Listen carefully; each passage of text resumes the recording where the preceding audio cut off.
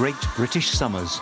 They may not come often, but when they do, people across the nation start shedding not only their clothes, but their inhibitions too. It's absolutely gorgeous! That's it! That summer was an amazing experience. It was an amazing year. It's a time to challenge convention, cast out the old and bring in the new. And if summertime is party time, the scorching summer of 1989 was one long party from beginning to end. Young people were turning their backs on the rat race and throwing themselves into a hedonistic rush of new music and new drugs. Acid house was as big as punk. It was as big a youth explosion as has ever taken place in this country. We are going to change the world. We're going to make everyone happy people. We're going to make everyone like us. The atmosphere was amazing. The way everybody came together was amazing. And you just felt like your generation had found its expression. And all around the world, other people were finding theirs. From pro-democracy movements in China to breaking down borders in Eastern Europe. I am free! Britain's homegrown youth revolution sent shivers up the spine of Middle England. One of the things I remember as Home Secretary, particularly in the early days, was being told that a long heat wave meant trouble.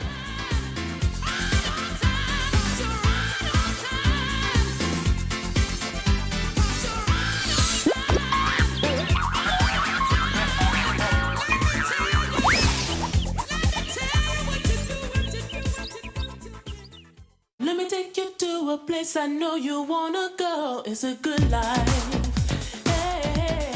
1989 saw the hottest, sunniest and driest May for 300 years. A lot of dry weather around, a lot of sunshine. Certainly a very warm afternoon just about everywhere, 28 in places. Temperatures at least as high as today, if not a degree higher. It was so hot, the flowers were wilting at the Chelsea Flower Show. The old hands have never known a year like it. Phew, what a scorcher. But the warm weather wasn't the only thing to celebrate. Mrs. Thatcher was celebrating her 10th year in power, and thanks to her policies, a lot of people had made a lot of money. I look back on the summer of 1989 and what I see is a vista of money.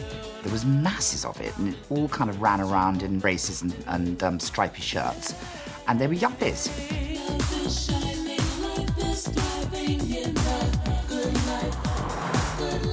What sort of a car have you got? I've got a BMW.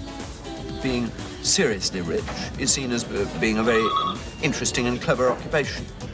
It seemed as if Britain in the 80s had embraced a new set of values. The once powerful trade unions had been tamed. Now, survival of the fittest was the order of the day. We suddenly became individuals, and it no longer mattered what background we came from. If you had it within you and you were ambitious, you could get on and make your life. By the summer of '89, an entire generation of young people had grown up under Tory rule. Thatcher's children were encouraged to value individual prosperity above all else. It's more socially acceptable to be selfish, to say, I want money, I want a house, I want a car, to have all these things. It's far more socially acceptable to be allowed to be greedy.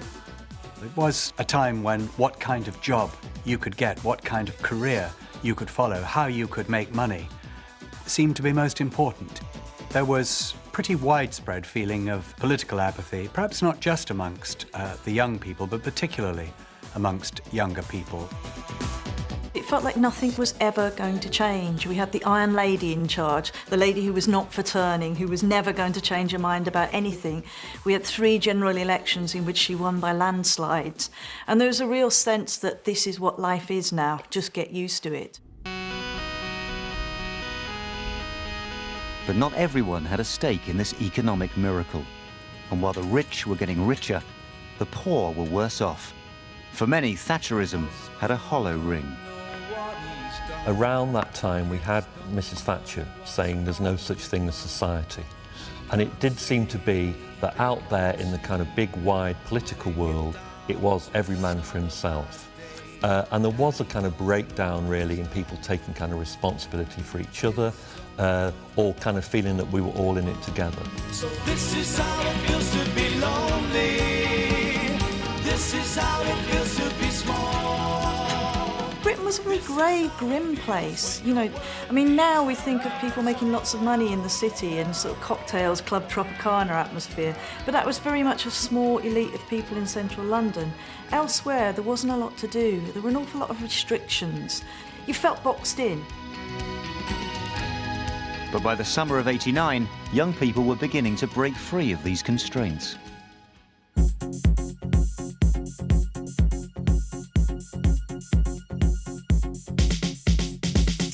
A new underground dance scene, Acid House, was turning from a low-level rumble in the capital into a youth movement on a massive national scale. You'd be out till 9 o'clock in the morning and feeling like you was part of something different. You was part of this secret movement that, you know, overground, the normal man in the street didn't know what you was up to. The scene was defined by a new look, a new drug, and a new sound, house music. At 120 beats per minute, it was the perfect dance track. It wasn't hard to dance to Acid House. All you had to do was wave your hands in the air and jump up and down. So suddenly everybody could have a go. It was the first time I realised white people could actually dance. Do you know what I mean? Because there was this thing that white people couldn't dance. It had a real trance-like element to it. And I think it was that sort of extra dimension that you got into. You went somewhere else in your head. People did believe that their consciousness was being expanded. Helping ravers achieve this altered state was a drug which seemed perfectly suited to the new dance culture. Enjoying this trip. And it is a trip.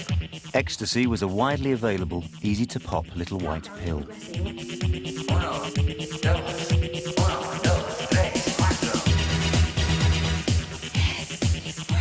I think that a lot of different scenes come hand in hand with certain drugs, especially when you're talking about music. And as sad as that may seem, it's just fact.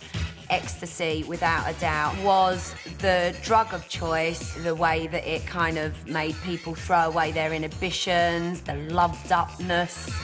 Well, I think one of the key things about ecstasy is it was very difficult to drink alcohol once you'd had a pill because you got dehydrated, so you drank water. So there was no one getting drunk. There was no one getting aggressive. So that was what it wasn't. And what it did do was it gave you a whole sense of openness and of love. While everybody was on E, everybody was in this hugely empathic state. And if you were at a party with 20,000 people all on the same drug, it was incredible, but you could go to that party and not be on that drug and still feel that feeling. This sense of togetherness had a particular attraction for young people feeling isolated by the Thatcherite values of the 80s. I always think that youth cultures in some way go the opposite way from the prevailing cultural mode, political cultural mode. At a time when we're all individualist, and you know, Thatcher has created the modern Essex man with his mobile phone and his greed, that a sense of unity and community was going to be the obvious antipathy to that, and that came with this incredibly communal drug. Like youth movements before it, the rave scene came with its own uniform. It was all about baggy, it was all about fluoro. Really, really bad taste clothes. We're talking the late 80s here.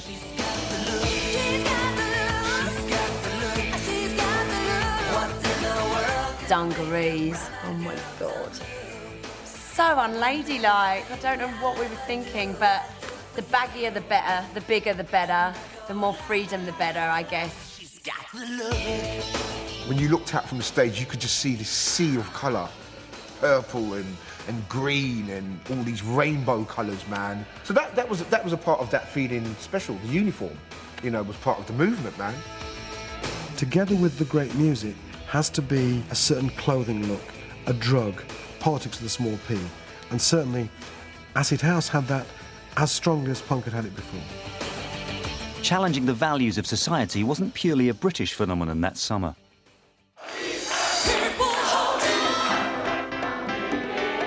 All over Eastern Europe, a peaceful revolution was taking place which would have profound global consequences. Millions were rejecting communism and taking their first steps towards democracy. All the news coming through the door was good news, amazing news. It was the crack-up of the Soviet Empire. It was what we used to call the satellites of Eastern Europe, shaking themselves free in different countries in different ways. These were amazing things, and we didn't realize, perhaps soon enough, how complete that crumbling away was going to be. Inspired by the pro-democracy movements in Eastern Europe, hundreds of thousands of Chinese students staged a peaceful sit-in in Tiananmen Square.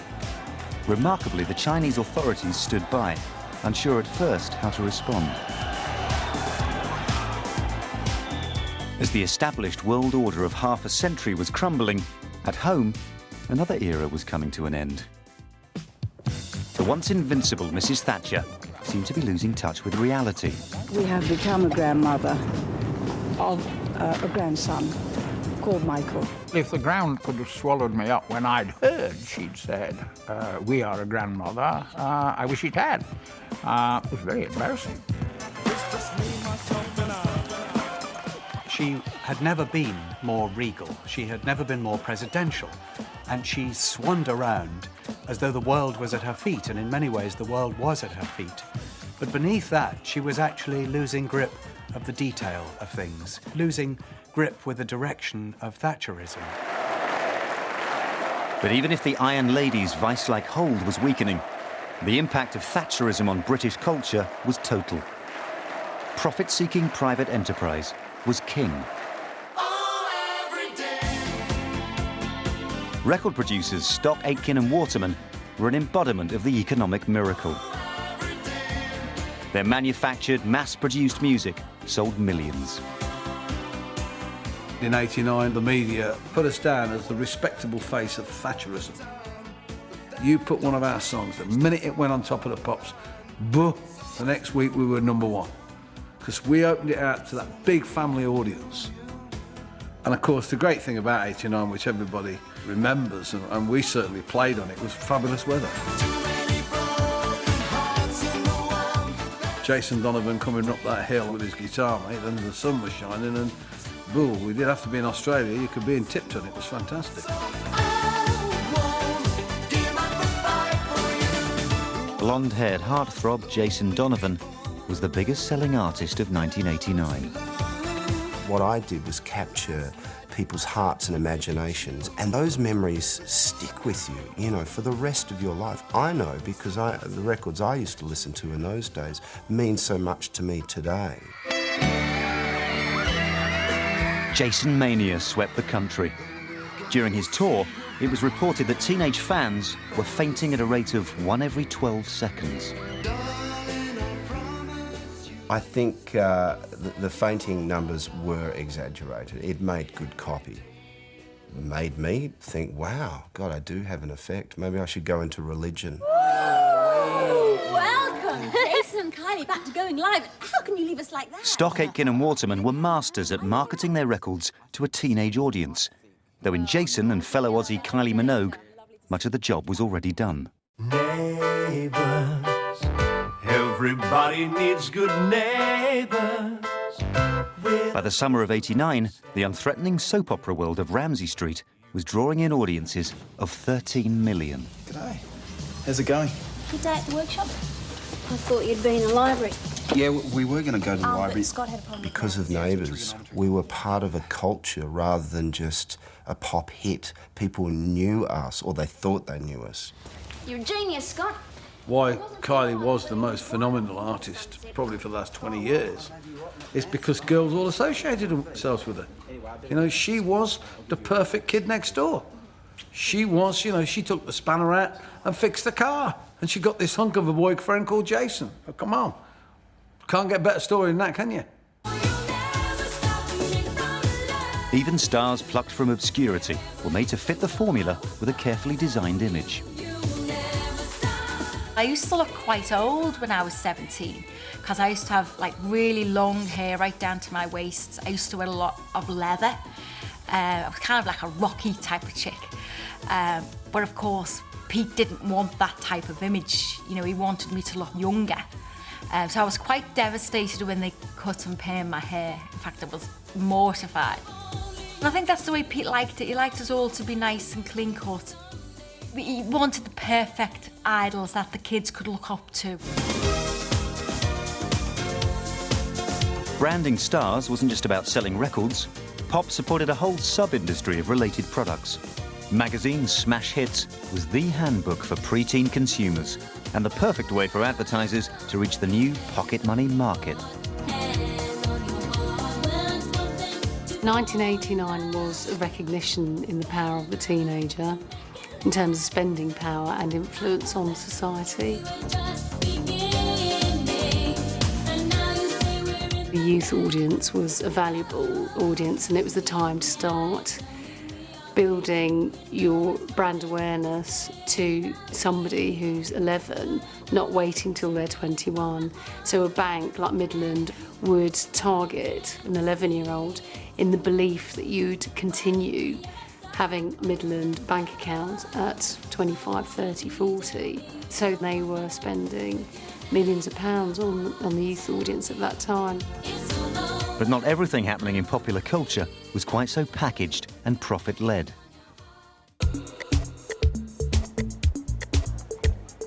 In Manchester, a homegrown version of acid house culture was attracting nationwide fame. The city that had given the world the Smiths and New Order was by the summer of '89 fizzing with new energy and musical creativity. Everything centred on one drafty nightclub called the Hacienda. This is the Hacienda. You know, it may not look much, but it is the cathedral to house music in Britain. This is the gateway to the dance floor.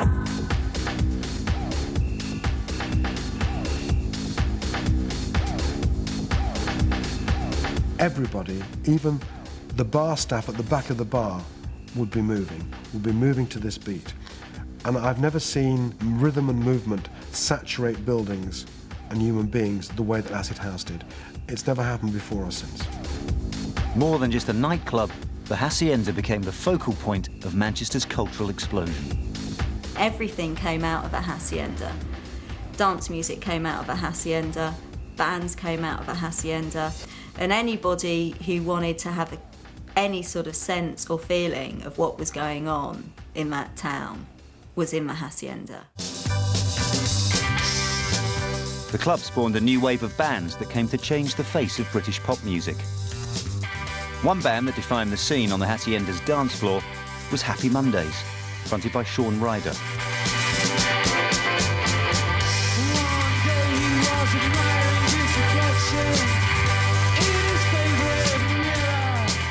Shaun has taken more drugs than most human beings know exist, and in Manchester that's a real man. Even though they had the lineup of a traditional rock band, Happy Mondays music came straight out of the dance and drug culture. Happy Mondays capture this sort of heady, intoxicated swirl. It's all very disoriented. It's like your head's spinning a little bit. It's like you've had a bit too much eat. They even had one member, Bez, whose sole function in the band was to dance.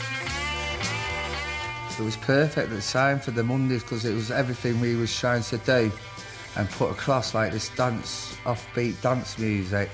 And what the ecstasy done, it's made us, everyone understand what we was trying to do because no one quite understood us at first.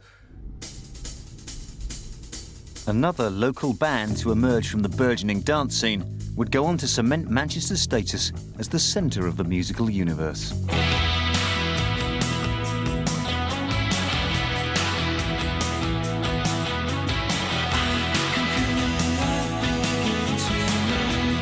The Stone Roses released their now legendary debut album in April. The initial reviews may have been lukewarm, but the band had a swagger and a confidence about them from the start.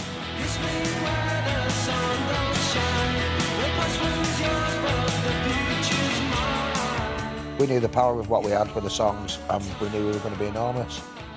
And it's not arrogant to say that, it's just that's the self-belief that we had. We knew we were going to be huge. And we knew we were of the time, and the times were changing, and we were going to be the vanguard of kind of a new movement or whatever it was. And it was great to be part of it.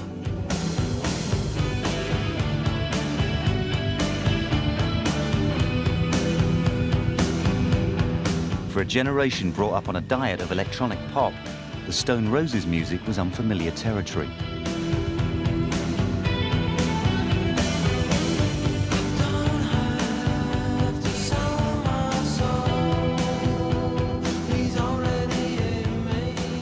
have this kind of funk influence, this loping, syncopated beats and stuff like that, which is now so much part of the kind of landscape of music that it's difficult to understand how weird that sounded in like 1989. While Manchester was enjoying a cultural explosion, their neighbours in Liverpool were basking in summer sporting success. The 1989 FA Cup final was a Merseyside derby. With the scores level deep into extra time, it was a nail-biter. McMahon, Barnes. Rush! Goal! 3-2 Liverpool. Ian Rush gets his second. And this now becomes one of the most dramatic FA Cup finals of recent times. Liverpool's victory had a bittersweet quality to it. A month earlier, the club had lost 95 of its fans, many very young, at the Hillsborough Stadium disaster. Bad management of the crowds had led to the fatal crush. The tragedy was too much to bear for fans of an already beleaguered game. Throughout the 80s, football had been blighted by terrorist violence, a seemingly intractable problem. Indeed, the tragedy at Hillsborough might have been averted had the police not assumed they were dealing with crowd trouble.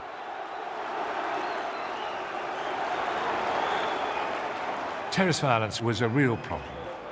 This was a period of really rather frightening disorder, which needed legislation, but drafting that, getting that right, getting the clubs to agree to it, getting it through the House of Commons was one of the most difficult, sort of technical, political things that we had to do, and it was very important. Despite the best efforts of the police and government, the hooligans had not gone away. Bizarrely, the solution to this scourge of society lay in the rave scene. Cass Pennant was a leader of the notorious West Ham hooligan firm, the ICF. I remember a lot of the West Ham lads who come up to me on a Saturday football, you know, what's happening to all our leaders? What's all this rave music? You know, are we gone soft? Are we fighting? Or are we raving? It was hilarious. I mean, so many of the football boys out there lightened up an incredible amount, and I think that that's probably got to be down to something, maybe a little pill here or there. The loved-up vibe generated by ecstasy was infectious, even for the most hardened hooligans. It wasn't long before the firms were organising parties themselves. I was employed as security, but there's only two of us. I mean, they were so peaceful, these raves. I'll never forget what, you know, the promoter come up and said, "Cass, behave yourself." I said, "Why is that in?" He said, "We've got some guests that you ain't going to like." And I said, "Oh, who's that in?" He said, "Millwall." I said, "Hey, that's not a problem. You know what I mean? I've seen everyone getting on. You know what I mean?" No, he said, "You ain't going to like this. Yeah, there could be as many as 200 of them." I said, "What?" I said, "You've employed two of us." He said, "Well, there's be a few other teams as well, Chelsea, Arsenal, all mixed in." He said, "Look, you've only got a problem because you're old guard, you're old school." He said, "You've got to get with it." I absolutely played witness to seeing Millwall and Chelsea dancing together, hugging each other and talking to each other. And they would normally obviously be killing each other, you know, after invading a pitch somewhere. I couldn't believe the whole night, yeah, was just a great buzz. You know, it's just one big loving.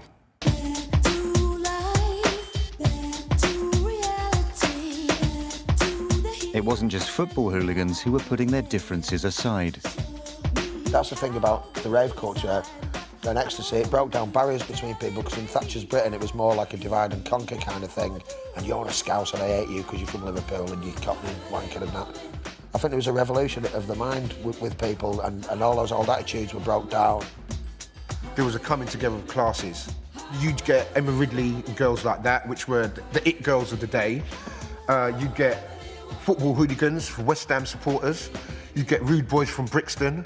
You'd get black, white, rich, poor, everyone really coming together. This spirit of togetherness had echoes of another loved-up era, the hippie movement and 1967's Summer of Love.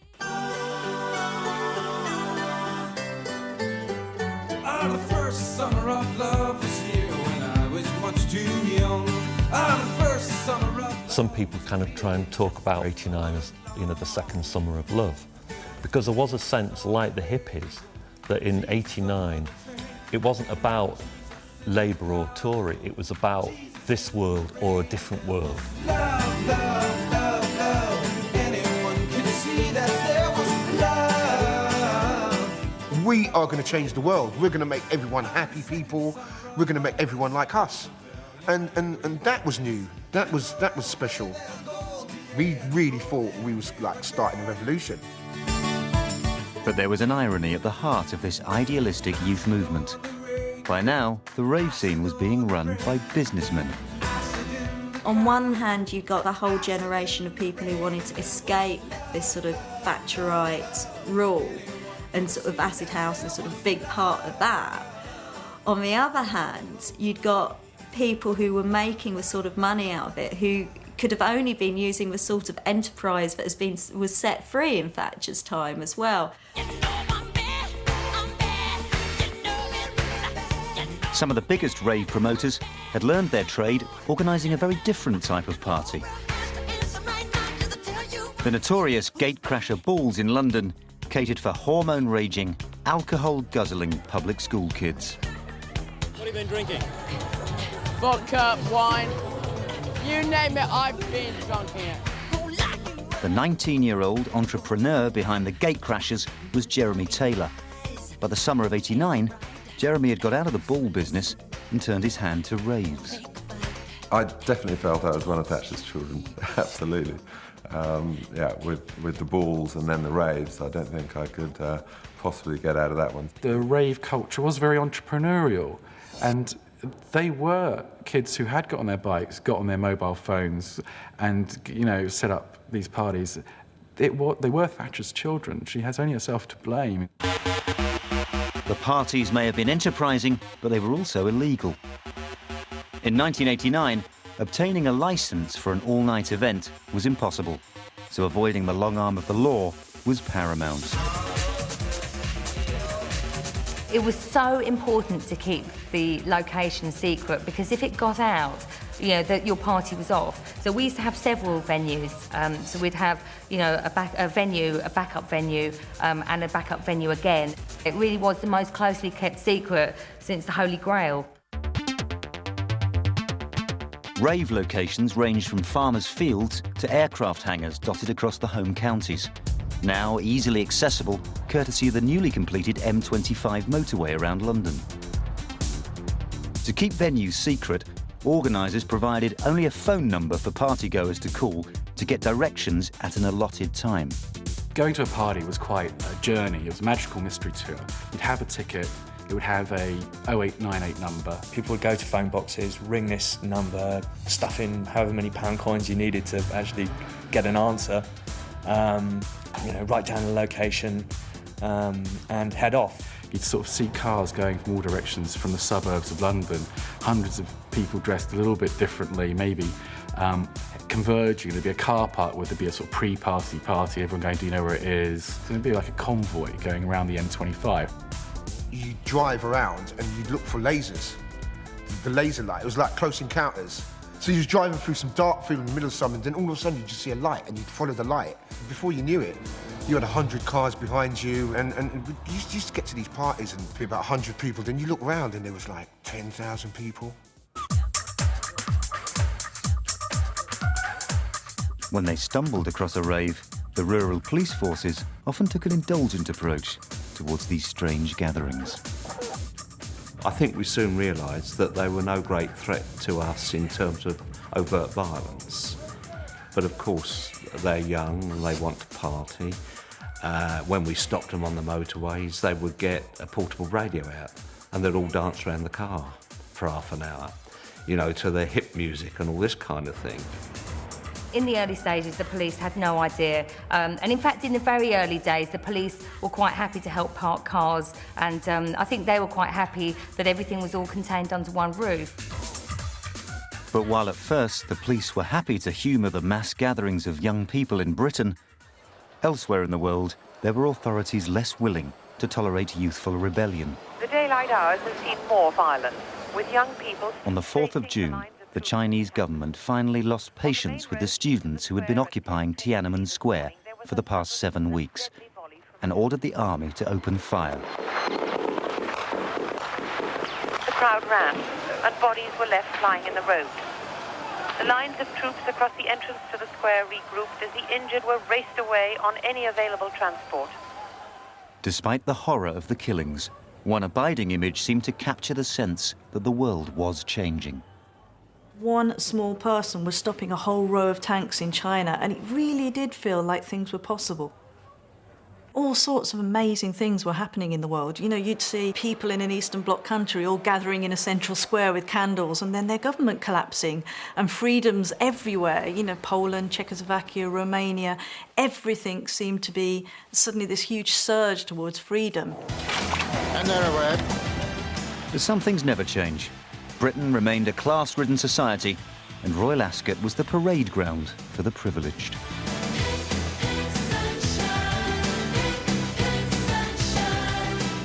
Ascot was still very much the province of the kind of private punter rather than a morass of corporate entertaining. And so that was still pretty special to get into the royal enclosure, which that year was, if I remember rightly, all black and white. I love these, black and white. Very smart. Again, you see more black and white. That's a very smart suit. It was black and white polka dots, black and white stripy hats, and still was a sort of massive dress code. And it was still kind of toff's day out. But even the most exclusive institutions weren't immune to the forces of Thatcherism.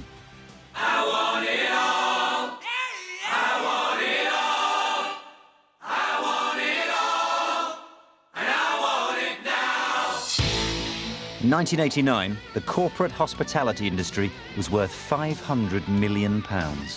A passport to privilege could now be paid for. Britain was getting a little bit more like America, where people were footloose and fancy-free, and where money could buy you position, money could buy you the things that you wanted. One of the big things about the summer of 1989, and to do with, you know, new money, is people always want to kind of get next to new money, do they not?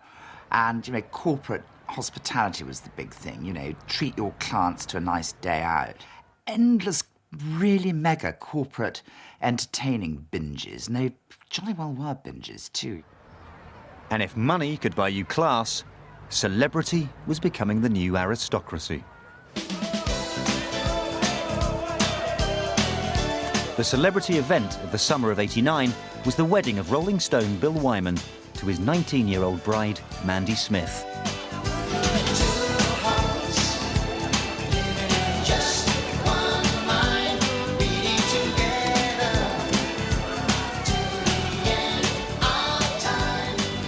The sex antics of rock star are meat and drink to papers like The Sun. Bill Wyman's 53. Mandy Smith's 19, and they had known each other for a few years before, if you get my drift. Not only was that an unutterable disgrace, right? Even worse than that is that Mandy Smith's mother starts going out with Bill Wyman's son. It was the original celebrity wedding. Anyone who was anyone was there. The wedding was fabulous. Don't let's kid ourselves, you know. I mean, we had a fantastic time. How can you sit down and have a chat with the Rolling Stones, you know? And everybody was there. Everybody was there. It was just a great atmosphere. Lovely to be here, mate. I couldn't resist this, Bill. I couldn't resist this. It was the first of those real celebrity weddings that sort of made it into every broadsheet, as well as the kind of, you know, the fan magazines. It was extraordinary. It was only right that celebrity worship would need its own Bible. Hello magazine had just hit the newsstands and devoted 14 pages to the wedding photos. When you look at the Beckham wedding, which happened, about 5 or 6 years later, and then the Jordan wedding, which is the ultimate, I mean, you can't get any further than that, the Jordan and Pete wedding. The Mandy and Bill wedding was the first of those kind of great weddings, and it was, in a way, the first wedding which should have happened in the next decade. One group seeking to avoid media exposure were the rave promoters. But despite their best efforts, the seam was about to be blown wide open. On the hottest night in June, an aircraft hangar in Berkshire was transformed into a wonderland of throbbing sound and state-of-the-art laser lighting. Hidden among the 11,000 guests was a team of undercover reporters from The Sun. On Monday morning, the party was front-page news. A friend of mine said to me, "Have you seen the papers today?" And I was like, well, "What do you mean?" He said, "Go and buy The Sun." And there was this, for the first time, the general public got to hear that this was going on. It was a great story for tabloids for one important reason. You could either read it as saying, "God, I wish I was there, I'm going to go to the next one," right? Or the older readers could say, "Bloody disgraceful. Disgusting what's going on in our country. Something must be done." The Sun piece was full of outlandish details, including the claim that there were thousands of ecstasy wrappers littering the floor of the hangar. Actually, what that was, we had this really brilliant firework that went off, and it showered everyone with these lovely silver, bits of silvery paper, so it looked like it was raining silver. But anyway, that was the ecstasy wrappers on the floor. Of course, there are some people who say that ecstasy doesn't turn up in wrappers. Now, I'm slightly too old to know whether that's true or not. All I can say is that if The Sun said it was true in 1989, then it was definitely true, as we were selling 4.3 million copies per day, and we were the Bible of choice for young people. Suddenly, Middle England was up in arms about this new disturbance of the peace. Soon, questions were being asked in Parliament. I remember a huge tabloid frenzy. At the heart of the frenzy and the exaggeration was a real problem, which was really one of surprise. People went to bed in some sleepy village. There was a barn next door or an empty house. And suddenly in the middle of the night, there was this huge noise. Cars, people shouting, music, loud music, drugs. And something quite unexpected had hit them. And they were very frightened. With raves, I suppose in one sense, you can say, well, this is a free society. Very free. But you might also argue it's freedom gone mad at midnight and after. And that's really what people were complaining about, an abuse of freedom. By now, the entire tabloid press wanted a slice of the story, and the rave scene was being branded as a serious threat to the authority of Mrs. Thatcher's government. In May, Mrs. Thatcher seemed invincible. By the end of July, everything seemed to be crumbling, especially the fact that she couldn't control her own country. She talked a lot about the enemy within and about youth as a danger. And here we were, running riot, the police trying everything they could to stop us, and nobody able to. The police were no longer taking a lenient approach towards the raves. They and the promoters became engaged in an increasingly elaborate game of cat and mouse. It was almost like a competition. We'd put on the party, they'd try and stop it, and it was sort of best man wins. The organisers went to extraordinary lengths to throw the police off their trail. We actually sent 2 decoy lorries out 2 hours in advance of the actual real sound systems in completely the wrong direction to where the party was happening, and it worked. They were followed by the police, and they took them round the M25. And then after the police had gone, the 2 real lorries out the door to the venue. Thank you very much. We never knew where the parties were going to take place. So we had to be as wise and adept as them at getting the manpower out.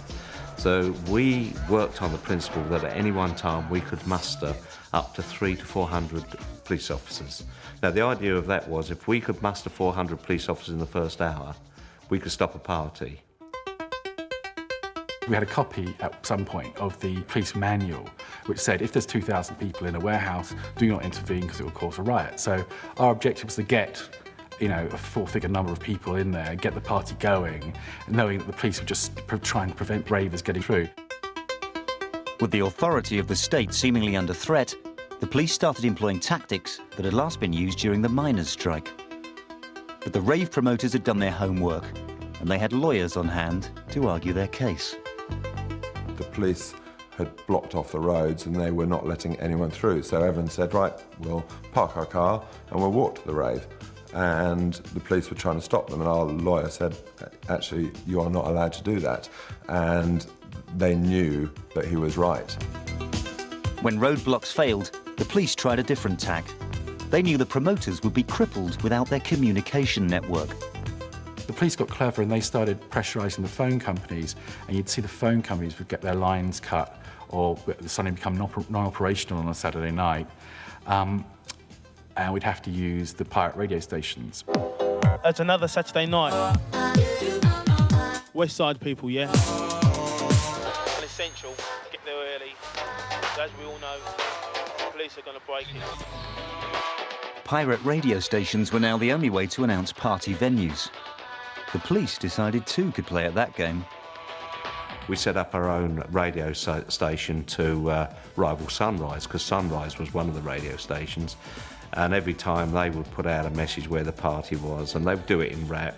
The party tonight is at Brands Hatch, Kent, and the party tonight, and they'd roll on all the time like this. And I used to get my youngsters to put the party tonight is at some hangar down in Essex. Went badly wrong for us, because when they didn't find the party on one Saturday night, they looted all the garages down the A12 in Essex. And the Chief Constable of Essex wasn't too pleased with Kent, that's for sure.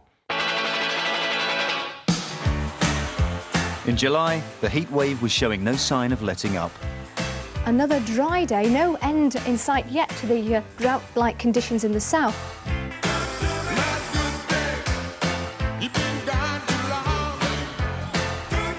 Everywhere, clothes were being shed with abandon. But soaring temperatures were no excuse for a drop in standards. Harrods, the exclusive London store, wants it to remain that way. And that's why it's banning shoppers, it says, are scruffily dressed. Harrods wouldn't let, people in shorts in, which most people thought was amazingly stupid. I mean, OK, maybe not barefoot, but shorts, especially if you had good legs. It was a very hot summer. Generally, the zeitgeist was beginning to say, let it all hang out, and so is the weather. As the country basked in summer sunshine, Mrs. Thatcher was feeling the heat too. Inflation was on the rise, and a rash of one-day strikes had alarming echoes of the Britain of a more chaotic time. In the midst of this summer of discontent, Mrs. Thatcher announced the most radical cabinet reshuffle of her 10-year term. She made 35 changes, the most shocking of which was removing Geoffrey Howe from the Foreign Office for disagreeing with her over Europe. Your history, no good for me. Your history, The sacking, and it was a sacking of Geoffrey Howe as Foreign Secretary, the man who'd been her right-hand man, in many ways the architect of the Thatcherite economic legacy. When he and she could no longer look at each other, no longer speak to each other, that was a kind of turning point. Mrs. Thatcher began to say to me, I can't rely on any of these people, I'll have to do it myself. Now, you may say that's egomania. I think knowing her, it was despair. There was a lot of despair about the way things were going. And you could feel that authority was really draining out of it, that the life was draining out of the government. With things going wrong at home, there was only one thing for it. She went on holiday. Mrs. Thatcher took a 4-day break to Salzburg in Austria. Talking about Mrs. Thatcher and holidays is somewhat incongruous, because I don't think she liked holidays at all. She felt they were an undue interference in the rhythm of life. She wasn't a good holiday maker, and she certainly wasn't the sort of person you would want to go on holiday with, because she believed in working. And her relaxation was to do a different kind of work.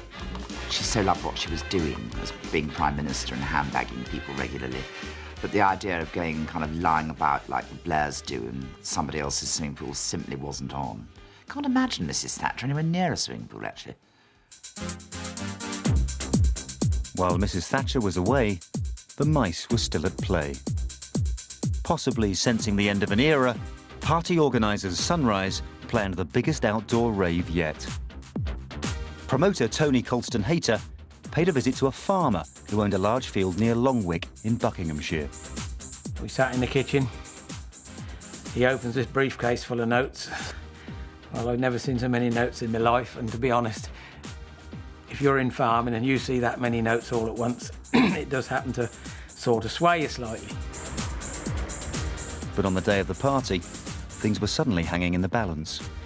The police found out where the venue was and went and started, I don't know if they were intimidating the farmer or saying, you've got to call it off, and but we'd obviously had a contract with him. I was in the position where if it went on, the council would probably take me to court.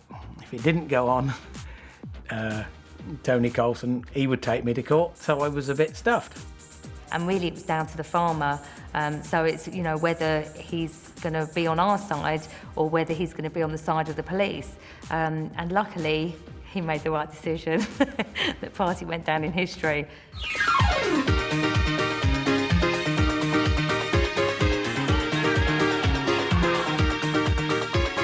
Longwick was without doubt the biggest rave ever and the most unbelievable experience to DJ to.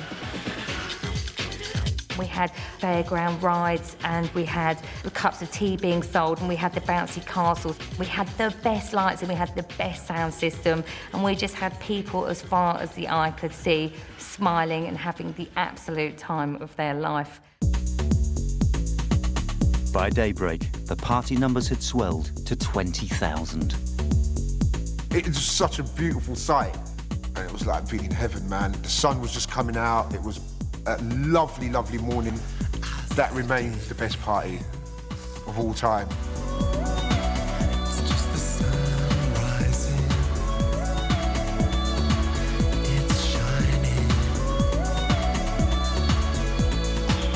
It was enormous, but even though it was so big, you had that feeling that you were part of something. You weren't just a punter in a big crowd of people. It was the way people were dancing. Some of those people, there was one old boy on crutches. He made a whale of a job of it. There was another girl, I'd never seen anybody dressed all in white.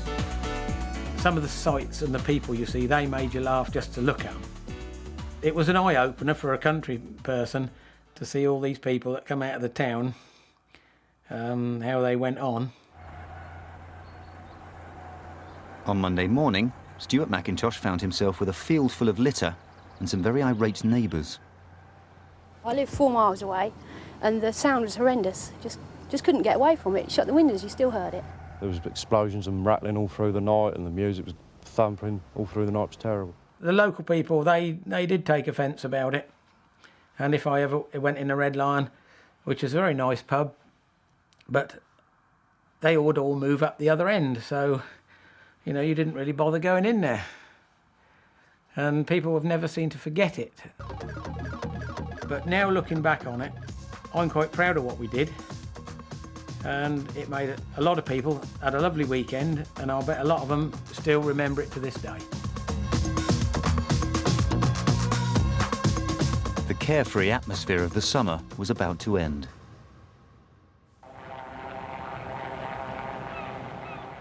In the early hours of Sunday, the 20th of August, a Thames pleasure cruiser, the Marchioness, was struck from behind by a river dredger and sank almost instantly. The 132 young people on the boat were celebrating a friend's birthday. Those who'd been on board were mostly in their 20s. Even as they left hotels and hospitals where they'd been checked, many had no idea if friends had managed to escape. I dived off and was taken by the tide, and I allowed the tide to take me, and it took me through and underneath and out the other side. What happened to other people on the boat, did you know? I didn't look back. The Marchioness disaster was a seminal moment. I had a couple of close friends that passed away on that night. Probably knew about 50 people that were on the boat, and in fact could have been on the boat myself, as could Jeremy. There was one friend of mine who'd survived from it, and literally him and his 2 best mates had got onto the boat, and they'd both jumped into the water when it went down. He survived, the other 2 didn't. So, you know, it was a very upsetting time. With me now is the Transport Minister, Michael Portillo, who has spent much of the day at the scene of the tragedy. Are you now going to tighten both safety and river traffic regulations? Well, obviously, I'm very concerned to do so if that is necessary. I was Transport Minister at the time of the Marchioness, and my telephone rang 5 a.m., 6 a.m., I don't remember, and I drove like fury towards the Thames, and there was nothing to see. That's what struck me as so terrible. You looked at the river and you knew many, many young people had died there in the night. And there wasn't a scrap of wreckage, there wasn't a body, there was nothing. It had all, of course, been washed away.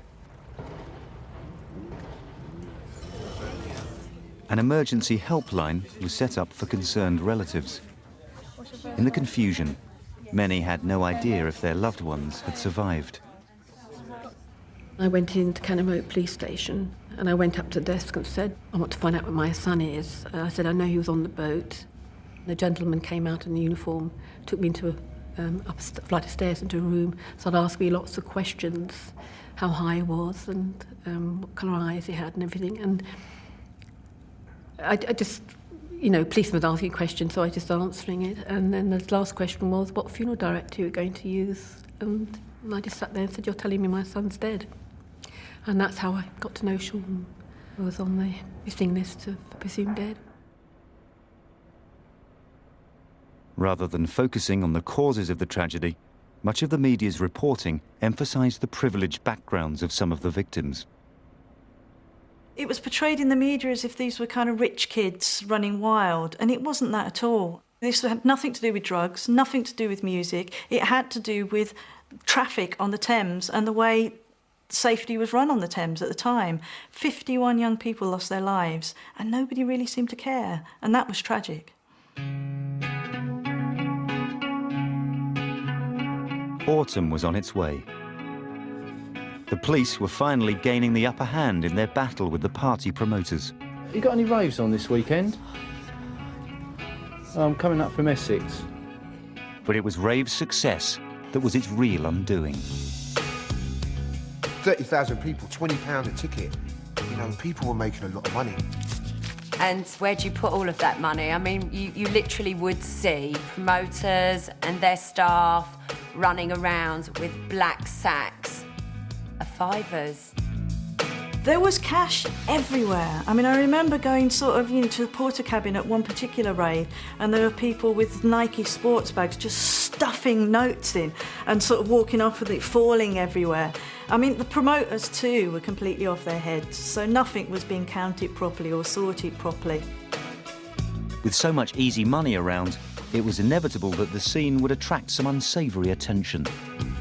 We then had a load of people thinking, oh great, I can go there and sell drugs or sell aspirins for 20 quid each, or oh, if there's all that much money there, then I'll go and steal it from someone. So it actually attracted the undesirables. It was like the 30s in Chicago, you know? You know, illegal alcohol was being brought in by the lorry load. Doormen become stool pigeons, yeah, for gangsters, yeah? The drug scene really began to take a hold because there's money there. Public schoolboys Jeremy Taylor and Tintin Chambers began to realise they'd bitten off more than they could chew. It's a very, very heavy London gang, came into our office, you know, armed, and said, give us half of your company or we'll kill you. There were sort of middle-aged guys with big Macs on in the middle of August in the sweltering heat. So we were pretty sure they were probably sort of tooled up underneath. And they said, right, this party's not going ahead unless we get sorted out, and left. And I was like, well, you could have left a number. Of course, our reaction to this was, well, who can we get in to protect us? Rather than, oh my God, we're going to die. I spoke to a family friend of mine who put me in contact with this SAS security firm where they're all either in the SAS or ex-SAS. And they came down to my flat and they looked around and said, right, okay, you need bars there, reinforced door here, and suddenly, you know, all the security was put in. And this guy's going to stay with you for however long you want him for. I was very young and very naive and probably didn't realise what sort of situation we'd actually got ourselves into. But being that young, you just had a lot of bravado and you just carried on. It's just like, no, we're not going to let these people do this to us. How dare they? Go, lads, go. By now, the disreputable promoters far outnumbered the relatively responsible ones, and the police were finding large quantities of drugs on their now regular raids.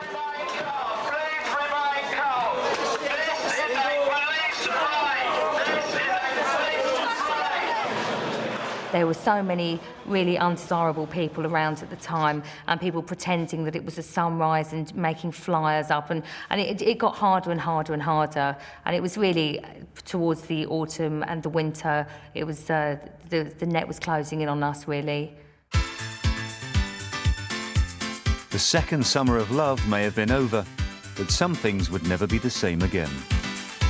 If the start of the summer had seen the first fault lines appear in the old world order, the end of it would signal wholesale collapse.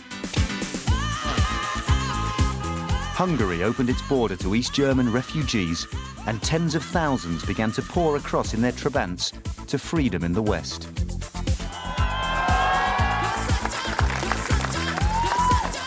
Finally, in mid-November, the Berlin Wall, the most powerful symbol of the East-West divide, was torn down. It's the same image as Tiananmen Square, only this time the tanks didn't fire. This time the East Germans pulled back. And that was, of course, a huge change. Unexpected, because when the same thing had happened before, in Hungary and the Czech Republic, and indeed in Berlin, the tanks had fired and the young people had been killed. This time, the young people won, and it was a very powerful set of images. Back in Britain, there were other victories, which, though less momentous, still seemed worth celebrating to the young people of the rave scene.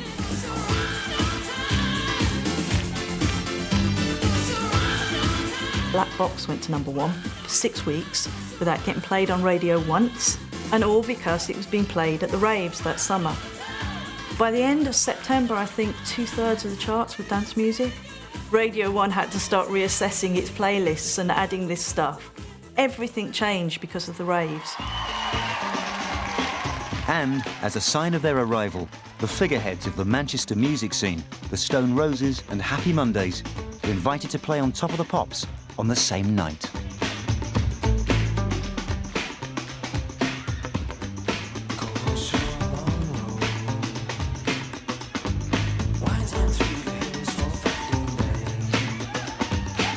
I just remember actually going home that night to watch Top of the Pops, just because it was just such a special event. I don't think there could have been a time when more people were celebrating their bands getting on Top of the Pops. Well, we hadn't bothered about whether any of those records were high in the charts or not, and suddenly they were. There was a great feeling in Manchester that they were our bands. They were representing a new kind of music.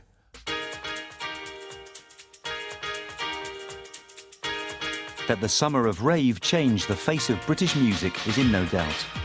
But those at the heart of it would say its legacy went much further. It changed the attitude of a generation. It changed a lot of our thoughts and feelings about people, and that's down to 89, man.